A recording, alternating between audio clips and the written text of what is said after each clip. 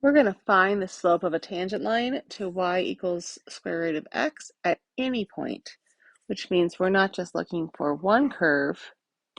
So when we find the derivative, it's a slope of a tangent line, but we're looking for an equation that I can plug in an x value and get the slope at any point on the curve. So the final answer is going to be in terms of a, so it'll be an equation that I can plug into. So let's start by defining our parts. So f of x is the radical x that's given to us here. And we've been asked to find the slope of the tangent line. That is the derivative.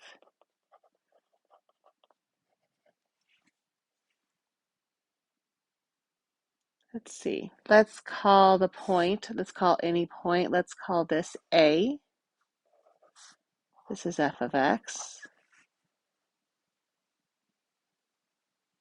Let x equal a. And that means f of a, since we're keeping it general and we're not plugging in a number, we want an equation with a at the end. F of a will just be square root of a.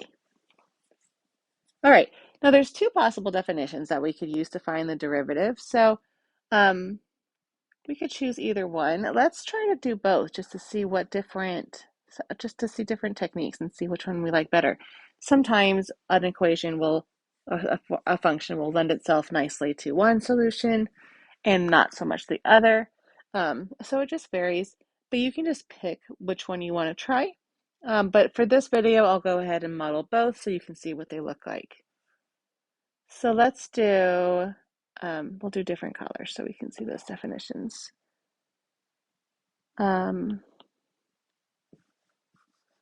So let's do different sides of the screen.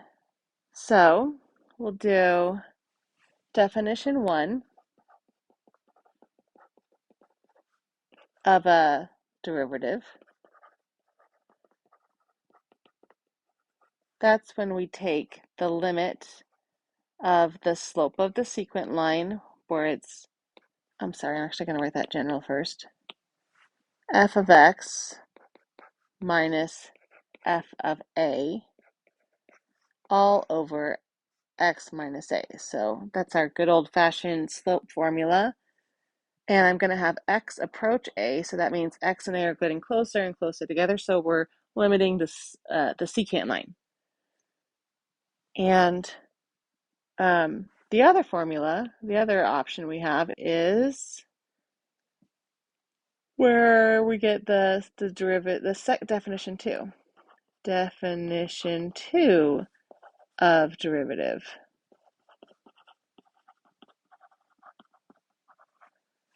So that's where we have, both of these are slope, the slope of the tangent line. So that would be equal to the limit. And this time, instead of having x approach a, we're just having h be the distance, or that's the change in y. So h is the distance between x and a, so we want that to get very, very small as they get close together. So my limit looks like that, and my outputs look like this. All right, so there's my two definitions of derivative. The first one, in purple, let's try that one first. So I want to find a tangent line using that one. Let's plug in our function here. So the slope equals the limit as x approaches a of f of x, which is radical x, minus f of a, which is radical a, over, oops, that should not say y up there, sorry. That should say a. All over x minus a. Direct substitution right now, because if I plug in a for the x, then I'll get a minus a, which is 0 in the denominator. That's not allowed. So I'm going to try to simplify this. And I got to get rid of those radicals to simplify. So I'm going to multiply by the conjugate. So I'm going to use that group and multiply that by the conjugate, which is just the same binomial, but with a plus sign instead of a minus sign. And whatever I do on the top, I have to do on the bottom So I don't change the value of the fraction. And the beauty of that is then the radicals will come out of the numerator. I'll get rid of those radicals. I'll move the radicals pretty much. So when I FOIL this out, I could think, oh, hey, that's difference of two squares. So it's just going to be x minus a. Or you could FOIL it out and think radical x one's radical x. So that's radical x squared minus radical a times radical x. So that's radical ax plus radical ax. And then minus radical a squared. And in the denominator, I'm actually just going to keep these factors factored instead of foiling them out because I'm probably going to be canceling one. That fraction bar is a grouping symbol, so when you put them together, make sure you put that in parentheses. All right, so simplifying a little more, my middle terms here cancel out. That's the beauty of difference of two squares. And radical x squared is just x. Radical a squared is just a. And I get that. I don't change my denominator, so that still looks like this. And now you can see why I didn't want to factor, because now I have an x plus minus a in both the numerator and denominator. I'm going to put grouping symbols around that, just like the fraction bar, because I want to take out that factor. And when I take that out, that becomes 1. So that leaves me the limit as x approaches a of 1 over radical x plus radical a. Now when I plug in x for a, I don't get a 0 in the denominator. So now I can take the limit. So that's 1 over, and I'm going to plug in for the x. This x is approaching a, so now I can substitute in a for the x. And I get this, which is equal to 1 over 2 radical a. And there's my equation. So now I have an equation for the tangent line, for the slope of this tangent line. So if you ask me at any point, what is the slope to the tangent line at this point, then I can just plug in that point into this easy formula to find the slope of that tangent line.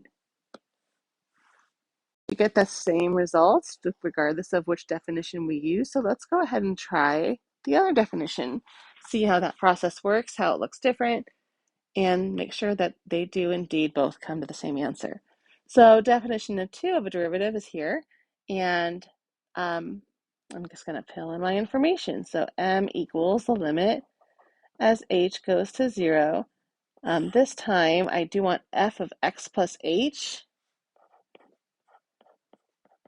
which means plug in,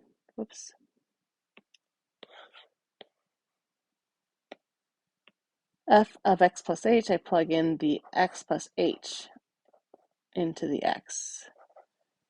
So now I have f of x plus h, and I have my f of x over here.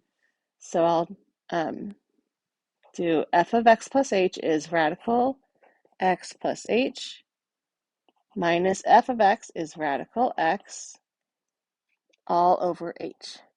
So here I still have to multiply by the conjugate because I still have some radicals in the numerator that I need to get rid of. So I'm just going to make myself some space here.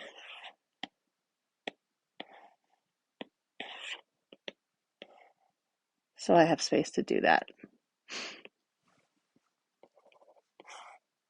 So the conjugate of this guy is going to be radical x plus h minus radical x. And then whatever I do on the top, I got to do on the bottom so I don't change the value of the fraction. Oops, it should be plus. I'm sorry, the conjugate. So I had a minus, so this time I use a plus. And when I do that, I will get, I'm going to write the limit every time until I finally go to evaluate the limit at the end. So this is a difference of two squares. So I could FOIL those out like I did in the last one, or I could recognize that that's a difference in two squares and just square the first terms, and that will get rid of the square root sign, and I get x plus h minus, because it's the difference of two squares, the square of the second term, which is just radical x. Oops. So radical x squared is x.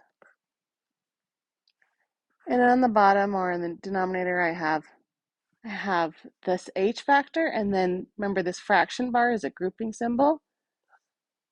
So I'll have h times that group. I could FOIL distribute that into the parenthesis, but I think I'm going to keep it separate because I think we'll be canceling that h soon. So it's easier to cancel things when they're already factored. All right, next step, just keep simplifying, because right now if I stick in an h for 0, a 0 for the h, I'll get a 0 in the denominator, and that's not okay. So I just keep going. X plus h minus x, so that will, the x's cancel, and I'm just left with an h in the numerator. And on the bottom, I'm not going to change anything. I'm just going to copy it down. But you can see now why I didn't want to distribute the h into the parenthesis, because now I can cancel these h's. This one becomes a 1, so I'm left with the limit as h goes to 0 of 1 over radical x plus h plus radical x. So now when I plug in a 0 for h, I don't get 0 in the denominator anymore. So now I can take the limit. And as soon as I take the limit, I don't have to write the word limit anymore. So now I can take the word limit off, and I just plug in a 0 for my h's, and I get 1 over radical x plus 0 plus radical 0, which simplifies to 1 over radical x. I plugged in a 0 for the x on that second one. It should be 0 is just for the h, so now we have radical x. So now we get radical x plus radical x, which simplifies to 1 over 2 radical x. So you can see both these processes worked. Oops, I'm sorry. Again, yeah, no, that's right. That's actually right. Okay, so our A is, for some reason I used X for my A value here, but all of these should consistent with calling when we defined X equal to A. So I'm gonna make all my little X's here are actually A's. Sorry about that.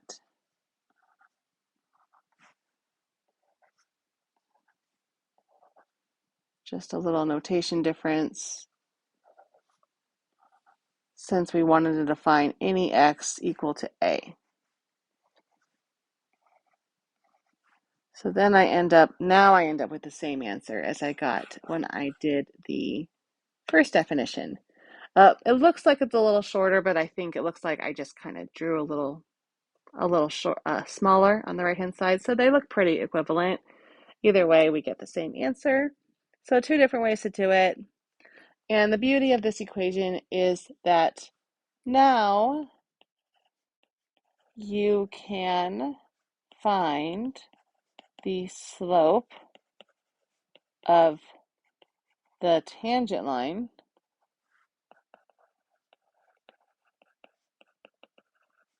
at any point on the y equals x radical x curve. So just to explore that a little bit,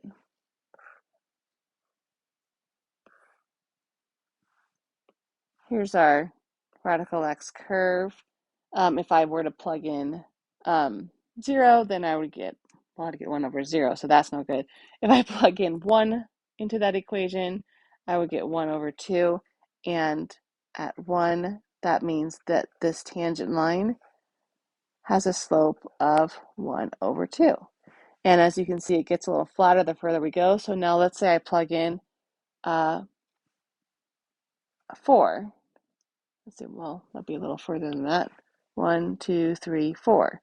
Let's say I plug in a 4. So now my tangent looks like it's getting kind of flatter. So I would expect a smaller number. So I would plug in a 4. I get 1 over 4, 2. Plug in a 4. And I get 1 over 4. So here my slope is 1/4. So my derivative function tells me that the slope of that tangent line anywhere on the curve.